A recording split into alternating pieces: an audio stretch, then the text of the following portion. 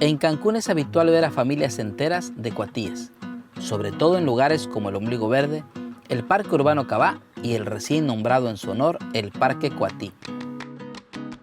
Como dato curioso, la subespecie del cuatí con nombre científico Nasua narica nelsoni es endémica de la isla de Cozumel y esa sí está catalogada como amenazada y bajo protección de la Semarnat.